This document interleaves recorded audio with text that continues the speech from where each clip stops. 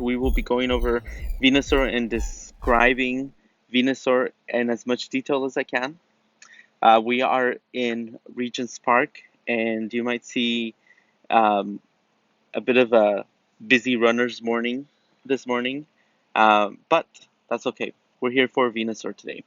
So we are looking at a female Venusaur right now.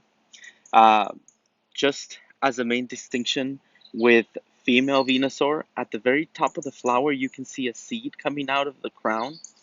Uh, we will be looking at a male Venusaur in one of its different forms, and you will see that male Venusaur do not have this seed coming out of the top of the crown. And I say a crown because it does to me look like a crown where Venusaur, I believe, holds its pollen at the top of the flower. So I very much like being able to see a distinction, even though it's a very slight and small distinction. Um, so this Venusaur, as you can see, is quite larger. You can see that it does have the four legs. It has obviously it has four legs. It has quite bigger claws coming out of each leg. Compared to Ivysaur and Bulbasaur. Um, these are much larger. So you can see that she's a bit more heavier, but that is because of the weight of the flower on its back, and it needs that support with its legs to hold that. So Venusaur is a bit more sturdy. Um, just on initial observation, you can see the ears coming out now, like Ivysaur show an ear canal. You have red inside the ears. They're poking out quite a bit, and the palm leaves. I know there's another word for this, but the leaves coming out of the trunk on the base of the palm or the flower are quite big. I think it provides Venusaur some shade sometimes. It's almost like a hat when you look at the front of Venusaur. But you do have four of them coming out, and they're quite big. Um, you have, unlike the Ivysaur and Bulbasaur, the Venusaur does not have the patches. So most of its body is light blue, the skin is light blue, and you can see the little ringlets around the body. Um, I guess it's now gotten rid of the patches, but you can see the little, I guess it's little bumps on Venusaur's body. Um, so it is a bit squat like a frog. Kind of looks a bit like a frog. Um, let's see, what else do we notice about Venusaur? The flower, of course, on its back has bloomed. It's I believe it's six petals. One, two, three, four, five, six petals, and they are patched with white spots all around the petals. The teeth. Let's see if we can get a good growl from Venusaur. So you have the fangs coming from the top of its mouth on each side. It's quite a wide smile from Venusaur. But let's see if we can get another mouth opening. So you have a pink tongue and the two fangs from each side of its mouth coming out from the top, and from the bottom you have two small fangs as well, coming out on each side of the mouth. So this Venusaur does have quite a bit more teeth, more of a bite. Um, the eyes are a bit. I would say they're kind of a bit lazy because they're half closed, but it can be seen as a more threatening. I guess a little bit more threatening or more like nonchalance at the same time. So I guess there's a bit of a contradiction there, but um, Venusaur means business. He's not taking anybody's flack. The pupils of the eyes are red, and you have a clear white eye otherwise, and the eyebrows on top of the eye. So it does seem like she's closing her eyes halfway, but the eyelid is very well defined on the top. So the other thing on its face, you have the nostrils at the tip of the nose, and I want to see if I can take a look at the top of the flower. So hopefully I don't fall. So you have the top of the flower right there, and you can see the crown, and I think you can see it with a bit more detail. Um, but yeah, see that little shake. So I really like the crown. So you can see at the very top, we're getting too close. Um, it looks like a crown. It is a bit of a regal Pokemon.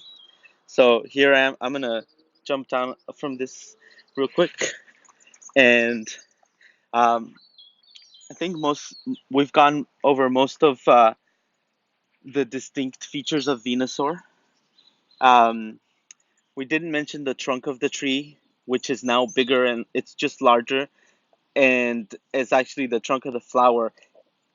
It does look a bit like a palm tree, except it has the flower petals on top, but um, you can see a bit underneath it as well. So let's see if we can get a nice graph from Venusaur before we move into the next form. So we will be covering the shiny form, the shadow form, and the purified form. And I will alternate between male and female. That way you can see uh, the small slight changes that you have with each gender, as this is the first Pokemon that we see with a gender difference. Um, so let's go on to the next one now. Okay, trainers, so we are taking a look at the female shiny Venusaur, and we will take a quick look at the male shiny Venusaur as well. But I just wanted to get a good look at the full seed and flower combo with the full gold. So as you can see, this Venusaur is just beautiful. You have the trunk, which is a dark gold, a light gold yellow for the flower petals, and it does still have those white spots on the petals, and of course the golden crown with the gold seed on top. Some of the other differences for this Venusaur are the the gold pupils and the ear canals, um, as I can see, are also a dark gold.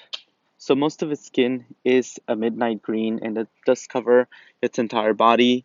The palms coming out of the base of the flower trunk are a light green. I think they're very similar to the regular form of Venusaur. But aside from that, there's not that many differences. Um, This is the most different form that we will take a look at. It's just a beautiful form. I love the shiny family line for Bulbasaur, Ivysaur, and Venusaur, as you've heard in my other videos. Um, but Ivysaur and Venusaur are the favorites. Just that golden bud and that golden flower on its back. They're quite stunning. Um, so for now, let's get a quick growl from Venusaur, and we will go on to take a quick look at the uh, male version. Trainers, we are taking a look at the shiny male Venusaur. It is just a quick look, as we have uh, gone over many of the details, but I did want to see the show the crown and how it does not have its seed. So let's get a quick growl from male shiny Venusaur, and maybe we can just get a few more of the details. I just love um, that flower, and uh, maybe we can see what it looks like without the seed. So actually, you can see the white in the flower on the top, where you wouldn't be able to see that with the females, as that is housing a seed. Um, so yeah, that's another difference that we hadn't seen before. And for now, we're just gonna let this shiny Venusaur hang out with its garden and its flowers, and we're going to go take a look at the shadow form of this Venusaur. Trainers, we are now here with the male shadow form of this Venusaur. So you can see that ominous cloud goes up really high. So it does surround the full body of this shadow Venusaur. And as you can see, the two main differences are the eye is fully red. So it doesn't have the pupil and the rest of the eye um, the same as the other versions. Um, you also have the dark purple ominous cloud just surrounding the whole of Venusaur, as we saw in Ivysaur. Um, I think it was the purified version that didn't surround it fully. Um, so yeah, let's just get a nice ominous growl from this Venusaur. I will be doing a video that goes into further detail on where these Pokemon originate from and what caused this form to come available. Um, but let's just get a nice look around, and then trainers, we will go take a look at the purified version of this Pokemon. Let's get a nice growl. Okay, trainers, we are now ending this video or ending this section with the purified form of this Pokemon. As you can see, the white cloud surrounds most of its body. You do have the shades of gold hints coming in and out in different areas of the cloud. But yeah, essentially, uh, let's get a nice growl from this Venusaur. And again, as you can see, this cloud of purification surrounds this Venusaur. Yeah, she's quite happy hanging out with the flowers in the park. So trainers, we will end this video here, and we will now go into further background on Venusaur and more detailed background. So thank you for watching, and for now, let's leave this purified Venusaur be and enjoy its garden, and I will go back into the lab and give you some more of what I found. The official Pokédex entry for Venusaur reads as follows. Venusaur. There is a large flower on Venusaur's back. By spreading the broad petals of its flower and remaining quiet and still, it absorbs solar energy as nutrition, so it often stays on the move to seek sunlight. As it warms itself and absorbs the sunlight, its flower petals release a pleasant fragrance. The flower is said to take on vivid colors when fully nourished by sunlight, and the flower's aroma soothes the emotions of people. After a rainy day, the flower on its back smells stronger. Venusaur is a deceptively toxic Pokemon. The bewitching aroma attracts other Pokemon and can lull its enemies into a state of calmness when engaged in a battle. Think of grass-type Pokemon, and Venusaur comes first. Trainers, we will now review Venusaur in more detail and delve deeper into its background. For the first time, we do see a small difference between male and female Venusaur. At the top of the flower on its back, there is a seed for female Venusaur and no seed for male Venusaur. One can infer that this is the seed planted on the back of a Bulbasaur at birth. The seed planted at birth has now fully bloomed into a large pink-white spotted flower. The flower is supported by a thick brown trunk surrounded by green fronds.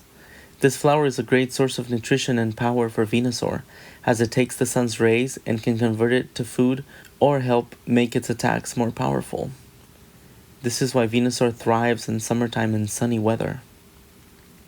Venusaur has demonstrated the ability to manipulate nature and lead evolution ceremonies for Bulbasaur and Ivysaur. The ability to control nature ranges from making plants grow to controlling an entire forest that attacks people.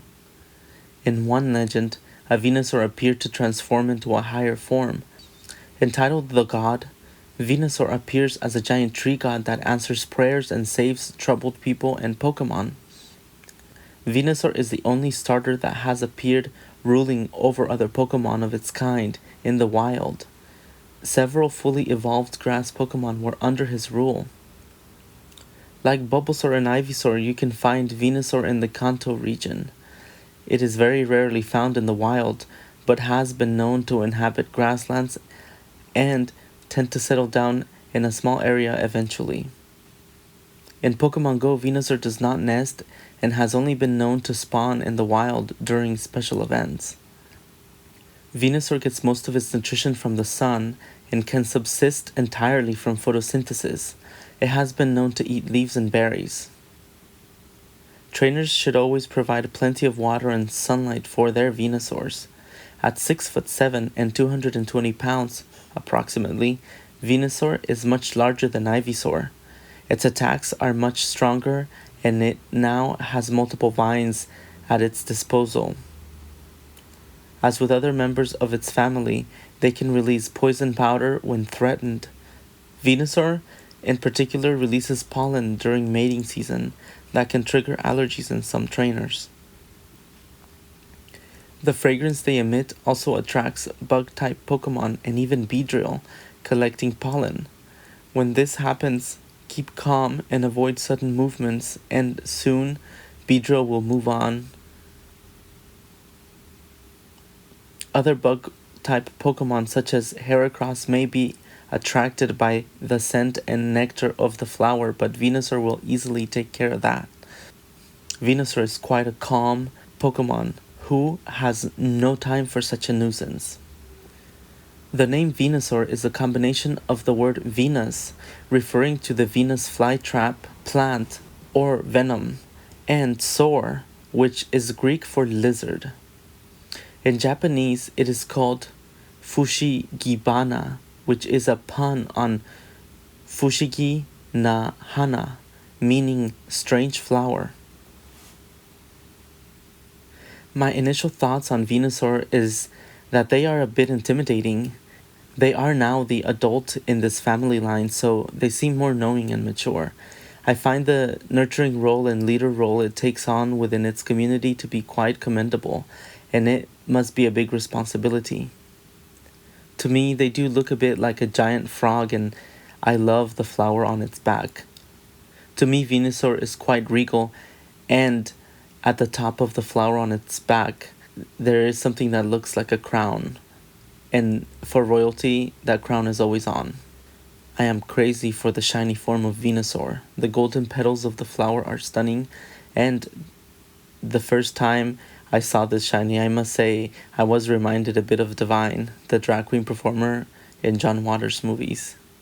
I see this Pokemon as royalty, as a protector of its family, and I had a lot of respect for Venusaur. The new abilities this evolution brings helps them fill this role well. Finally, I like seeing the subtle distinction between male and female Venusaur. This Pokemon family is full of surprises, and it has been a great journey to start with them. Note that there is a Mega Evolution that I have not covered as it is not in Pokemon Go yet, but I look forward to revisiting this Pokemon with a new video once that form comes available. Okay trainers, if I missed anything or if you have any thoughts on Venusaur, please add them in the comments section below. Make sure to drop a like, subscribe, and click on the bell to be notified when a new video is up. I plan to release one every week. Please follow me on Instagram and Twitter. The handle is @LondonInstinct for updates, posts, and stories. See you next week, trainers. Bye.